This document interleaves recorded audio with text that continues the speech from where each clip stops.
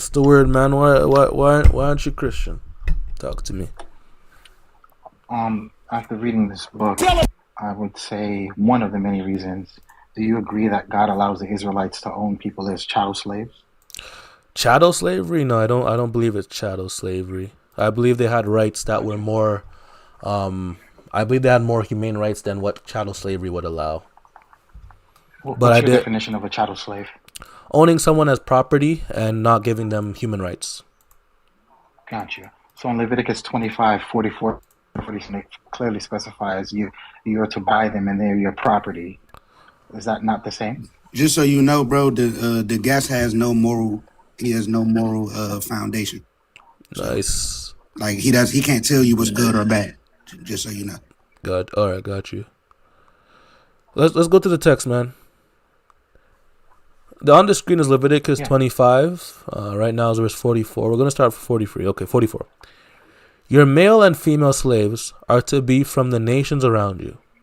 You may purchase male and female slaves. You may also purchase them from the aliens or the foreigners residing with you, or from their families living among you, these born in your land. I have a question before I continue. When you purchase something, that involves a deal between the buyer and the seller, correct? Correct. All right. So if you're purchasing these slaves, these servants, from the foreigners or from their families, that would involve the families doing a selling or selling of themselves, of this people or whatever the case is, selling these individuals to the buyer, correct? Yes. All right. Let's continue. These may become your property. So this is where you're looking. This is what you're looking at. Let me highlight it for you. These may become your property. Let's highlight that right quick. There we go. You may leave them to your sons after you inherit, to own to inherit as property. You can make them slaves perpetually, for life, for a long time. That's what the Hebrew word means. But concerning your brothers, the Israelites, you must not rule over one another harshly. So, I do agree with you that the Bible, in the Old Testament, God allowed the Israelites to have slaves, to have servants, and these slaves were either what we call indentured servitude, criminals of war, or also, what's the other one? War criminals, criminals of war, things like that, or people from the nations around them. I do agree that this was allowed. But the reason I said it's not cattle slavery is because the same Bible gives us rulings on what is good for this, what is You're gonna go to Exodus. lawful and what's not. For example, I'll read. Because cattle slavery is known as a slavery that removes the rights of the slave. That's why they're termed cattle, because they have no rights. They have no human rights. But this one, it does give them rights. For example, let's go down here. Whoever kidnaps a person must be put to death, whether he sells him or the person is found in his possession. So American slave trade, the Atlantic slave trade, unbiblical. Let's continue. Let's go down. Can I address? Well, go ahead. Continue. And I'll address all your points. Go ahead. Verse 20. When a man strikes his male or female slave with a rod and the slave dies under his abuse, the owner must be punished. So there's punishment for the slave dying. Verse 21. However, if the slave can stand up after a day or two, the owner should not be punished because he is on his owner's property. And the punishment here in context is that the owner loses his life. But there is another punishment. We continue down. Where am I going? Verse 26. When a man strikes the eye of his male or female slave and destroys it, he must let the slave go free in compensation for his eye. If he knocks out the tooth of his male or female slave, he must let the slave go free in compensation for his tooth. And I'll give you one more and then I'll let you respond. Where was I going to go? Let me give you one more. I think it was up here. Yeah.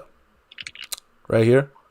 When men get in a fight and hit a pregnant woman, the one who hit her must be fined as the woman's husband demands. If there's an injury, you must give life for life, eye for eye, tooth for tooth, and it continues down. And we read this as well. Let's go up. That's about what I wanted to show. Yeah. That's about what I wanted to show. So, the reason I don't call this cattle slavery, I do believe that it's not God's ideal, because God obviously brings us to his moral standards in the New Testament over time, dealing with people that are evil, that are wicked. But even when God makes rules and laws allowing some things that are less than ideal for a corrupted nation, a nation that's coming out of evil and living in an evil, very evil world, he still puts on regulations for these acts of servitude, or you could say this type of slavery here, which would be humane, which would not be inhumane, which would not take away human rights from these slaves, and would give them basic human rights, meaning it's not cattle slavery. It'd just be like servitude, whether it's indentured servitude or just regular slavery, but it would not be cattle slavery according to how the Bible gives us these kind of criteria for what's allowed and what's not. Go ahead. Okay.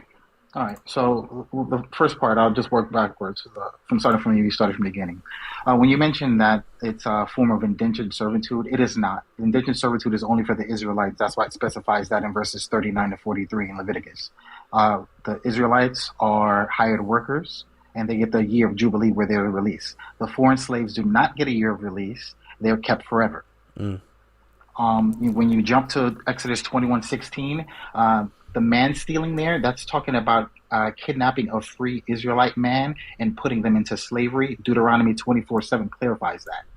And if I steal something or purchase something, that is not committing the same act. I agree. The text says, do not steal someone and put them into slavery. But you can purchase them. It is legal to purchase someone and have them as a slave forever. When you jumped around in Exodus 21 also, beating, the slave master can beat their slave. If the slave doesn't unalive after the day or two, there is no punishment to the master because the master is his property. There's only punishment if the slave unalives within that day. And when you jumped around and you said about the men quarrel, those are free men. That's not talking about slaves. Yeah. So when you address the part where you said that about the indentured servants, show me where that the foreign slaves are indentured servants where they get the year of Jubilee. Yeah. Because it clearly specifies that they're kept forever. Yeah. So when I mentioned indentured servitude, I actually wasn't specifying it to Leviticus 25 because I agree the indentured servitude is referring to the Hebrew Israelites in Exodus chapter 21. However, the reason I mentioned indentured servitude is because I mentioned actually a category, because there are different categories that slaves are to be in the Old Testament. That's why I mentioned one of them being indentured servitude, criminals of war, or slaves that were purchased by the nations around, from the nations around. And when they're purchased, that involves, as I said, buying and selling, meaning it's a consensual agreement. You'd have to prove that's not consensual, first of all. And secondly, in regards to what you said in Exodus 21, I'm going to put it on your screen. I just want you to read it for me, because I read context. I imagine you didn't read context. I'm going to show you the context. I just want you to read this for me. Feeling nice tonight, so I won't do too much.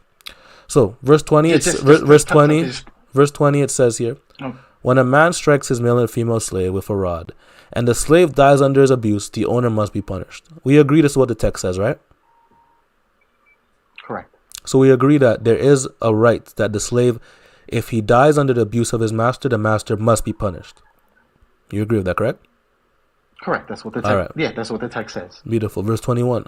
However, if the slave can stand up, meaning he doesn't die, after a day or two, the owner should not be punished because he is his owner's property.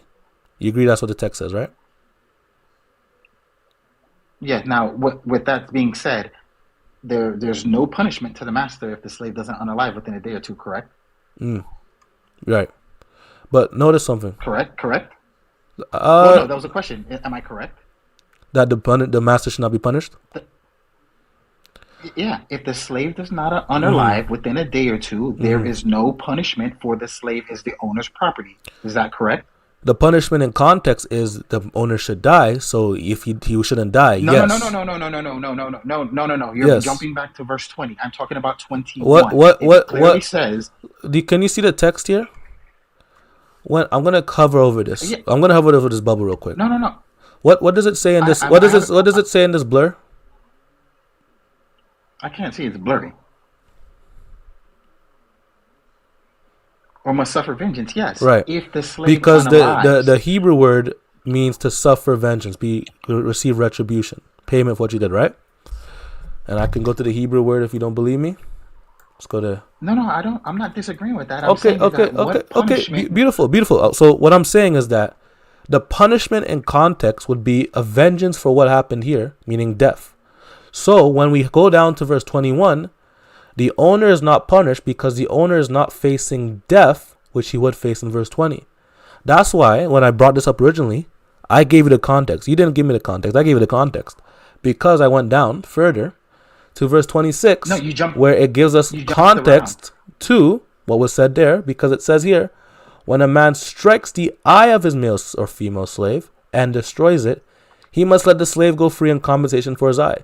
So I'm going to ask you this. I want to see your honesty. According to verse 26, is there a punishment to the slave? I want to see your honesty. According to verse 26, is there a punishment to the slave master if he destroys the eye of his male or female slave? The punishment in that context there is that the slave goes free. That's the punishment for the master. So you agree that there is a punishment to the slave master if he destroys the eye of his slave, right? In 26, the quote unquote punishment, which is not a punishment because all he has to do is let his slave go free. Why is it not a punishment? So be honest with me. Is it a punishment? Yes or no? Be straight up with me. Don't play games. I just want to know. You consider that a punishment? Don't play games. Just be straight up with me. Is it a punishment on the slave master if he destroys the eye of his slave? Is he punished? Yes or no? It's not punishment in the sense of where there's no there's a form of repercussion. There's no physical punishment to the master. I'm asking one more time. You could qualify. You could add these words. I just want a straight answer. If the slave master destroys the eye of his slave, is he punished? Yes or no? He's punished by having his slave go free. All right, beautiful. He loses his slave. He's punished, meaning that when we go back up here, the slave. Stop jumping around. I'm not jumping. This is the same. This is the same context, dude. I'm not jumping. This is the same context. So when we go back up here, and it says that the owner should not be punished because he is his owner's property. In this context, then, he is still punished, but punishment means he is not to be killed, because the same context tells us that he is punished because the slave can go free. Punished? Where does it say what? Where does it say that he's punished in 20? Where does it say he's punished in 21? It said he is not punished. There is no punishment. Do you believe that books have context, my friend? Do you believe in context? Can you? Do you believe in context? Can you be honest? Do you believe in? Gonna lie? Do you believe in context? Yes or no? Yes.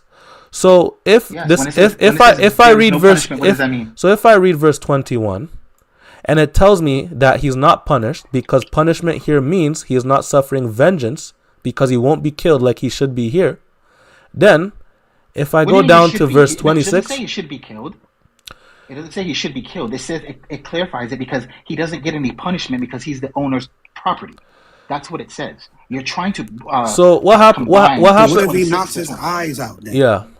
So what happens if he knocks one of his eyes out, but he doesn't unalive him? Does he get punished?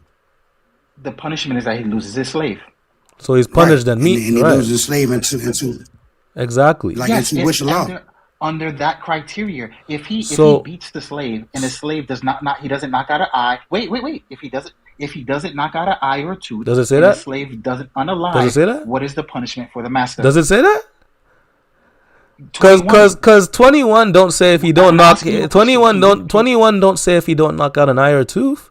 Let me ask you: if you knock out an eye or a tooth of somebody, if you knock out someone's eye or you knock out someone's tooth, can they still stand up after a day or two?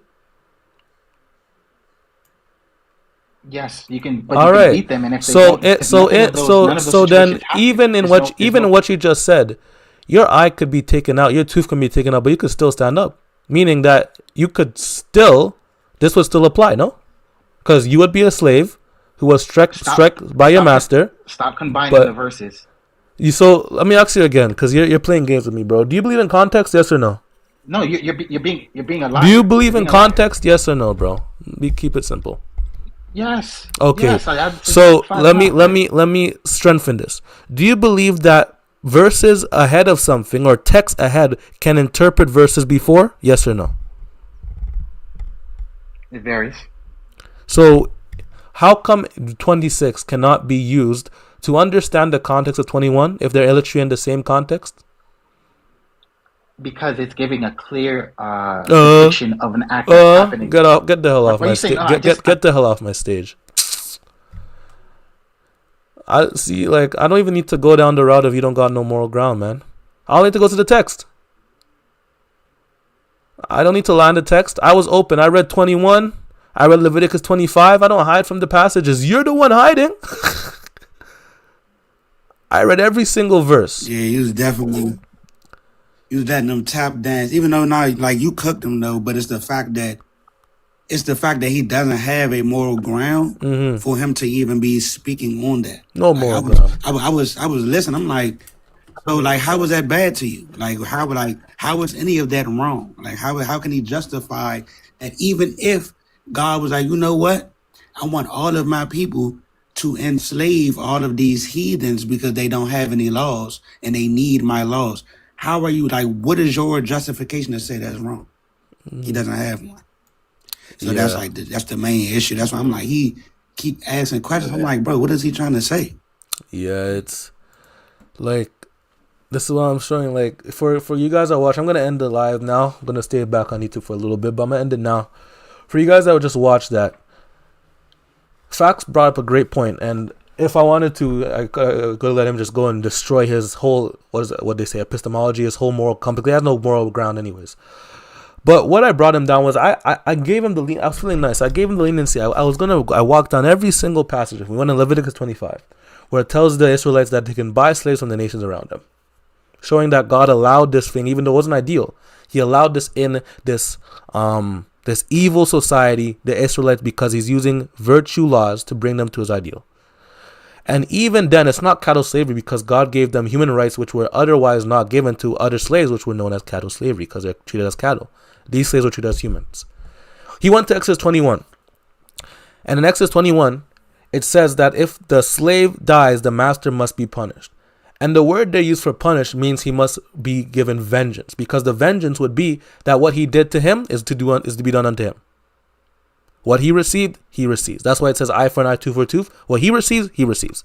So if he killed the slave, he must be killed because he killed a man. But it says if the slave walks after 2 or 3 days, he must not be punished.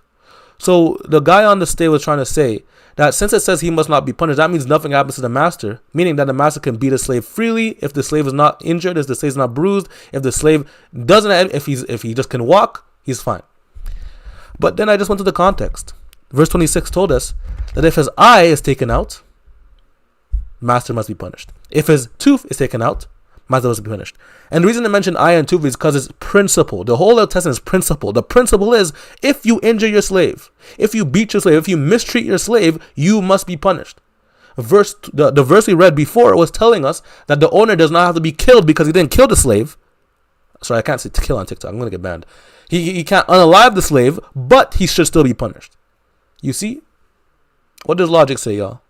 We just read the context. Now, am I saying slavery is God's ideal? No. The New Testament destroys that. Treat the slave as you treat the master. That's what's said in Philemon.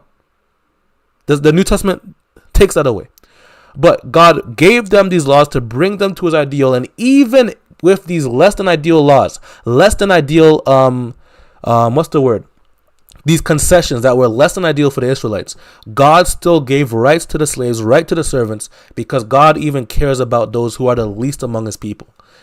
And Fox was going to mention something as well, that even when they're sold from the other nations, if they convert to the Israelite community and they join the community, they have to be treated like an Israelite. Treat the foreigner like you treat the Israelite. That's Leviticus chapter 25, I believe. Leviticus 19. Treat them as you treat a native Israelite, because you were once slaves in Egypt. It doesn't work. Celebrating Jesus tonight. We sing praises. We sing praises to our King.